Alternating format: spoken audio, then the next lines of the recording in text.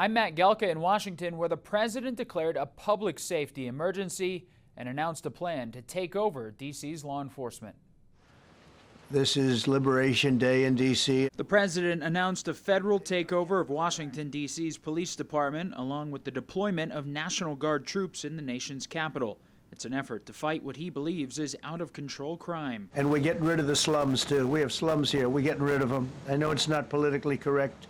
You'll say, oh, so terrible. No, we're getting rid of the slums where they live. The crackdown also comes with the promise of using federal police and agents in city streets, a pledge to bring in active military if necessary, and Trump didn't rule out trying to do the same in other cities. We have other cities also that are bad, very bad. You look at Chicago, how bad it is. You look at Los Angeles, how bad it is. We have other cities that are very bad. New York has a problem. We're starting very strongly with D.C., and we're going to clean it up real quick. A recent alleged attack on a former DOJ staffer in D.C. who was left bloodied after trying to stop a carjacking seems to be playing into the federalization push. The city also had to implement curfews for minors after large groups of teenagers had been vandalizing different areas. The administration says they'll try to do away with no-cash bail nationwide while trying to enforce harsher punishments for young people starting in D.C. They know that we can't touch them. Why?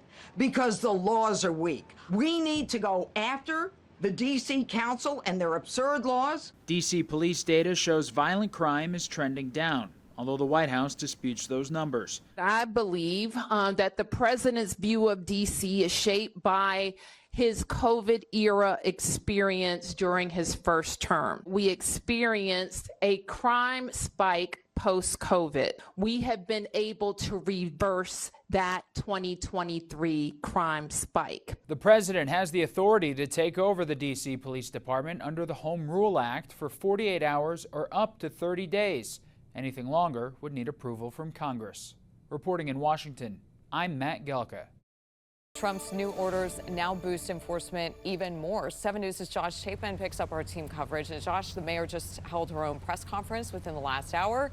At 4, you mentioned how she talked about the president's first term during the pandemic, how she believes that may have shaped his view of crime in the district. Break down what else she's saying now in response to this federal takeover. Well, Megan, the federal takeover today described by Mayor Bowser and MPD Chief Pamela Smith as more of a partnership. We pressed Mayor Bowser about what she meant by that, and she said that she is limited in what she can do, that she must comply with the law given the limited powers of D.C. and her government. After our repeated requests for interviews over the past few days, the mayor finally spoke to a room full of reporters this afternoon inside the Wilson building. She was joined by her police and fire chiefs. The mayor drilling down once again that crime numbers are at a historic low as contrasted with what the president said. The mayor said during special times of emergency, which the president declared today, she must give the services of the MPD to the federal government. But she was clear that Pamela Smith is still the chief in charge. The chief saying over the next 30 days, you'll see an increased police presence all over the district. She also said this.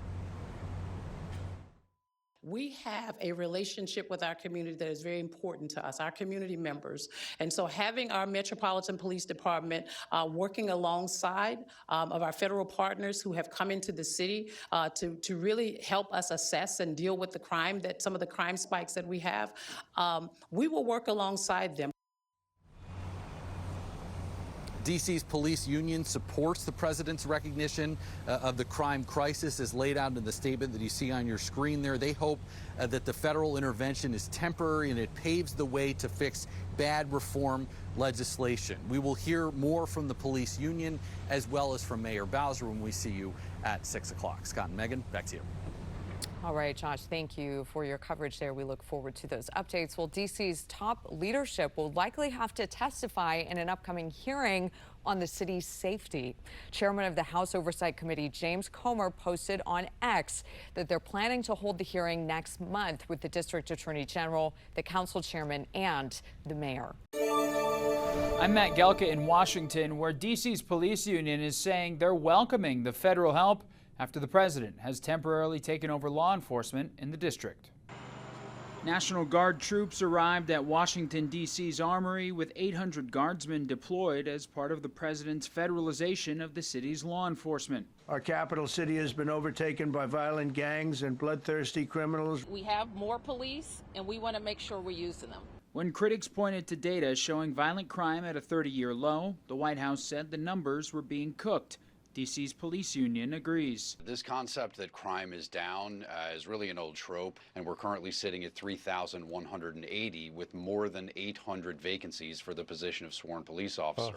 And that's the main reason why we can't keep these streets safe. Congress could play a role not just in D.C., but nationwide, where Republicans believe blue cities are soft on crime. President Trump will not be deterred by soft on crime Democrats and media activists who refuse to acknowledge this rampant violence on our streets. New York Republican Elise Stefanik is reportedly working on a bill ending no-cash bail policies nationwide, a practice where a criminal defendant doesn't need to post bail while awaiting trial for lesser offenses. Florida Republican Byron Donalds has a bill that would make changes to D.C.'s youth offender system and sentencing. Some on D.C.'s City Council agree change is necessary. And I also do agree that there were some laws that went too far several years ago. I'm proud of the progress that we've made leading to this 30-year low of violent crime, but I am also the first to say we have to do more. Democrats have slammed the president's use of military on American soil as authoritarian and an abuse of his power. And that step is a huge step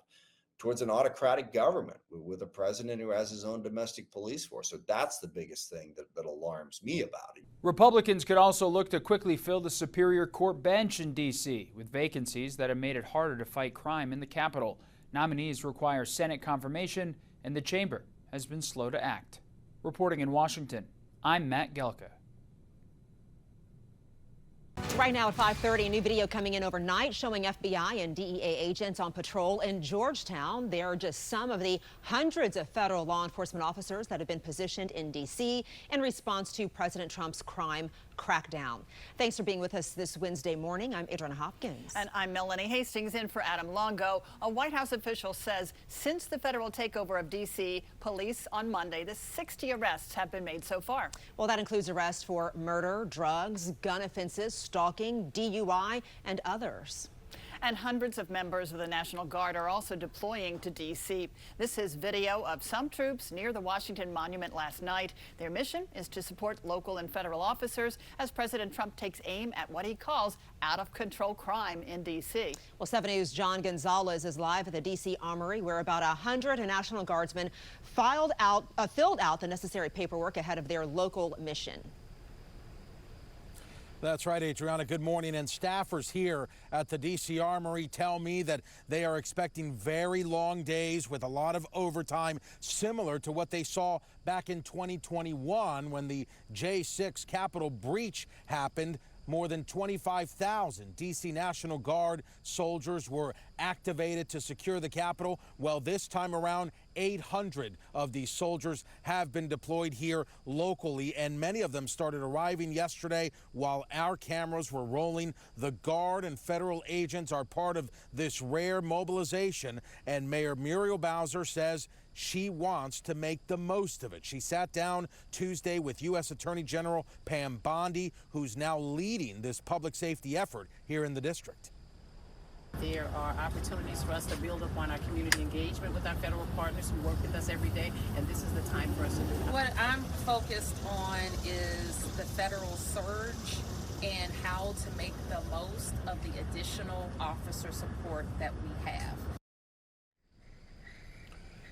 Now, Pam Bondi did not go on camera yesterday, but did say in a statement that she found the meeting to be productive and pledging close collaboration with D.C. officials. However, there's already plenty of opposition. The group Move On says more than 29,000 people, residents here in the district, have already signed a petition calling on Congress to stop what they call a militarized takeover here in the nation's capital.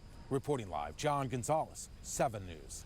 Now, we've been telling you crime is down in D.C., specifically violent crime, which is down 26% compared to the same time last year. But for many, crime is still top of mind. U.S. Attorney for D.C., Jeanine Pirro, is pushing back on the reports that crime is down. She references data showing 23 teenagers were shot and killed in D.C. last year, and 16 have been shot and killed this year. You tell these families crime has dropped. You tell the mother of the intern who was shot going out from McDonald's near the Washington Convention Center, oh, crime is down. You tell the kid who was just beat the hell and back with a severe concussion and a broken nose, crime is down. No, that falls on deaf ears, and my ears are deaf to that. Well, Pirro argues D.C. still has a high violent crime rate, even if it's declined from record highs. She blames so-called soft-on-crime policies like no cash bail, youth rehabilitation and probation programs, record sealing, and family court programs. Advocates for juvenile intervention argue there needs to be more of a focus on why kids commit crimes than on their punishment. Of course, stay with 7 News as we continue to follow the federal takeover of D.C. police and the deployment of the National Guard. We have more insight into how this operation works and what D.C. police officers are saying about it. You can find that on our homepage.